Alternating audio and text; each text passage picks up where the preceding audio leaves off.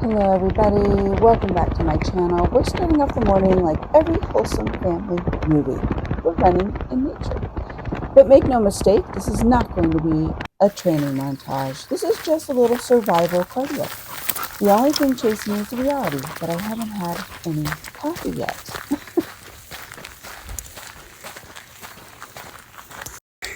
You guys, I don't know if I should be this proud of myself, but I ran this hike for the most part today, and I probably got about 4 minutes ahead of both the dog and the hubs. Oh, look who showed up. Either way, my leg said let's go. My brain was actually asking me if I was being chased. Either way, it was a little family bonding with a side of some sweating. I'm Rita Slanina, actress, author, your lifestyle and shopping bestie. Here we home make, we clean, we cook, we glam, and sometimes we totally wing it. So if you're new here, go ahead and hit that like, subscribe, and that little bell thingy so you don't miss the next round of beautiful chaos. Okay, let's get started. Since this is going to be a light day of homemaking, I had some time to transform from trail troll to a functioning human. I call this process paint and pray. Because listen, a little concealer, some blush, and a delusional amount of optimism can do wonders. Some people meditate in the morning. I blend aggressively with a sponge and manifest cheekbones.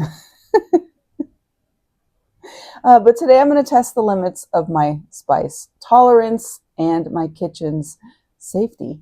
We're making homemade Mexican hot sauce. I Googled a few recipes, combined them recklessly, and trusted that, nothing's going to go wrong. But if you aren't new here and you know me, I get recipes wrong all the time. And that is part of the joy of cooking for me. So we got this. Let's have a little fun and make some hot sauce.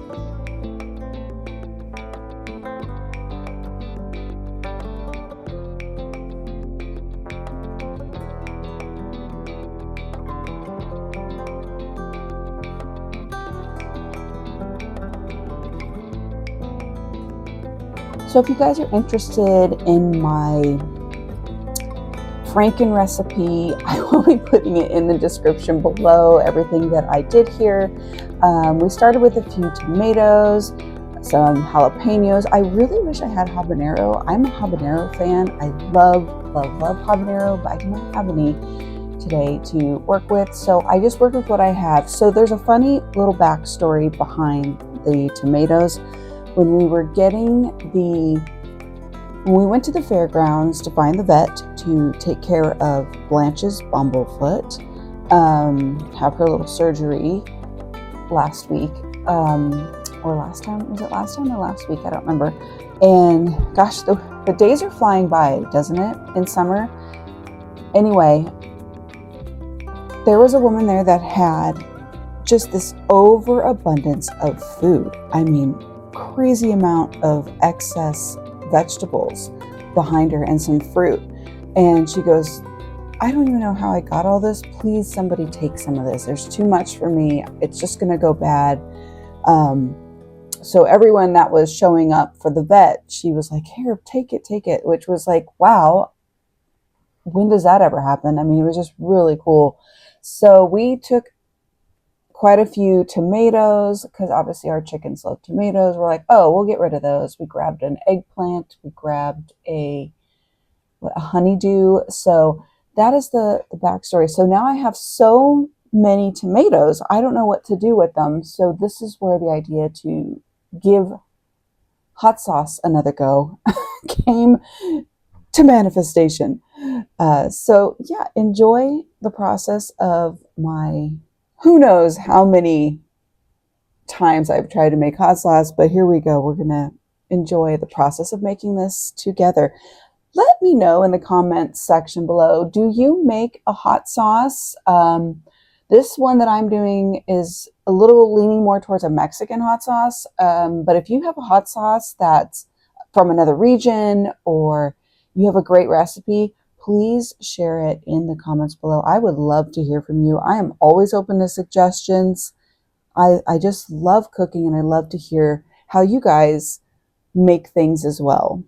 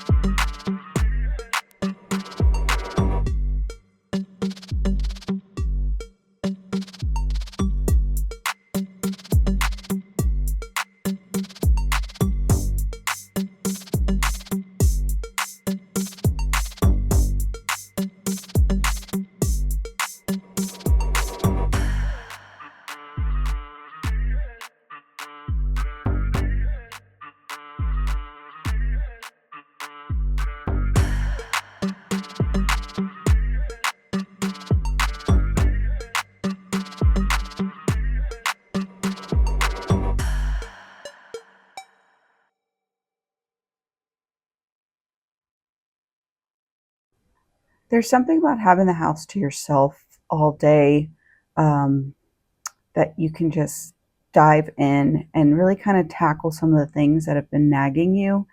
Um, I really need to get into that great room, and I just call it great because that's what I whisper to myself when I see how much dust is on the coffee table or debris under my sofa or around the sofa. But just a quick surface wipe, a cushion fluff, and a gentle reminder to the universe that I am doing my best, which frankly is impressive with this much chaos and caffeine. So now we clean. One thing about me is I love a messy kitchen. Don't you? Kidding. I actually spiral internally when there are crumbs on the counter. Am I alone in this? For whatever reason, I'll clean the kitchen and then the day starts to unravel and there's crumbs and I'm going, where did these come from? I swear I just wiped all of this down. But honestly, wiping down every surface like it insulted me personally is sort of like my jam. So dish soap, sponge, and revenge. Let's go.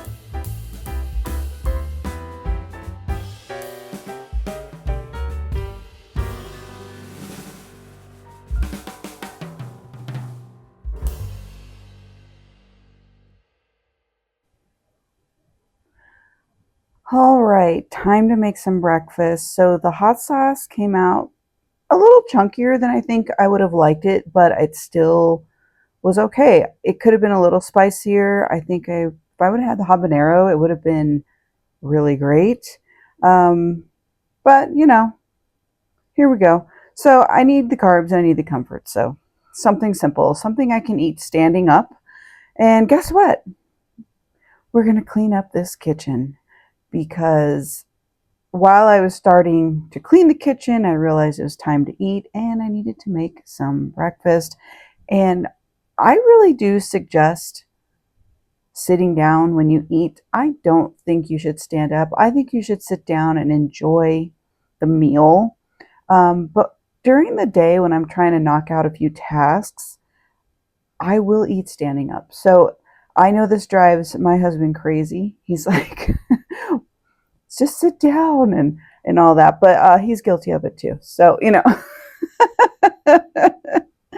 Does anyone else do this? Do you find yourselves standing up while eating? What a strange topic I've just thought about while we're sitting here together. Um,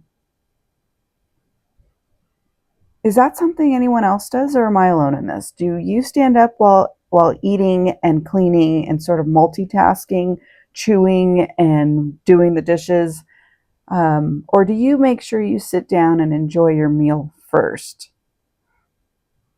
Put in the comments below. I'd love to hear from you. And um, here we go. I'm going to stand up and eat. I think I'm going to have to make some changes. I have a sneaking suspicion.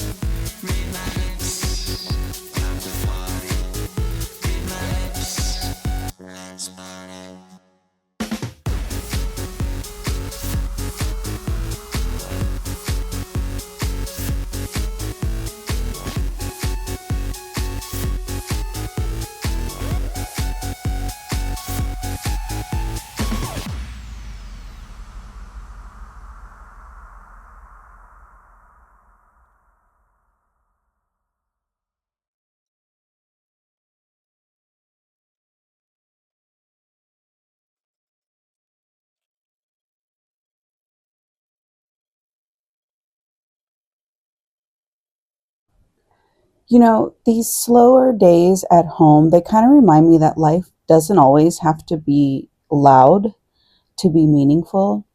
There's a certain kind of peace in the routines: cooking, cleaning, folding, fluffing. It's not glamorous, but it is grounding. And sometimes showing up for the little stuff is the big stuff. One of the things I've been doing lately is every morning, the first thing, because I get up fairly early and the house is dark and I'm by myself and it's silent, animals aren't awake, the family's not awake. I turn on a Jim Rohn motivational, and it depends on my mood. Do I want it to be, hey, keep going? Do I want it to be, hey, respect your time and your little things that you need to put in today? Is it think big and get loud? Is it stay silent and put your head down and work hard? Depending on the energy flow I'm feeling that day is how I will approach the morning so that I can make sure my mindset is properly aligned. You know, every day we've got so much to do, and every day we think it has to be the brightest and loudest version of ourselves. And it's really, truly, and deeply the smaller, tinier, boring things that make the biggest impact. Yeah, it's great to be exciting and do things that are fun and out of the ordinary, of course. But it's really these mundane chores and small little things that we knock off our list each day that set us up with momentum and more confidence into the next day.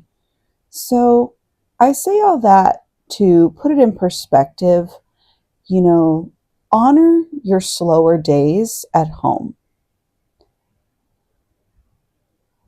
It's just as meaningful, if not more, when you do that.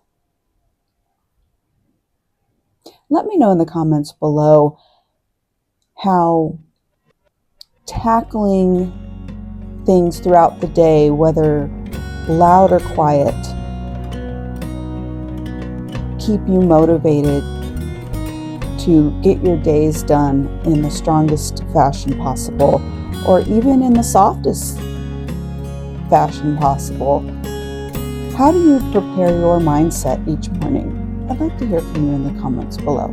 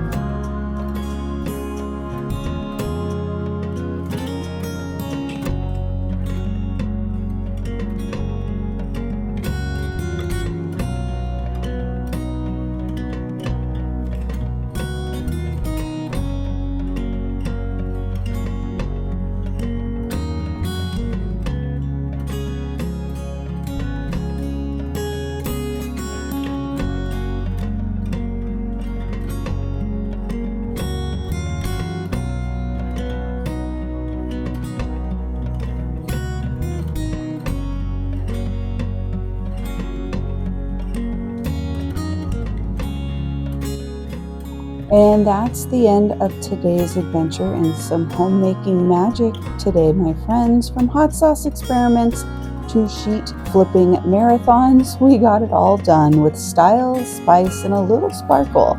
If you made it this far, you deserve a snack and a nap. Don't forget to like, comment on your favorite part, and I'll see you in the next one. Bye, bestie.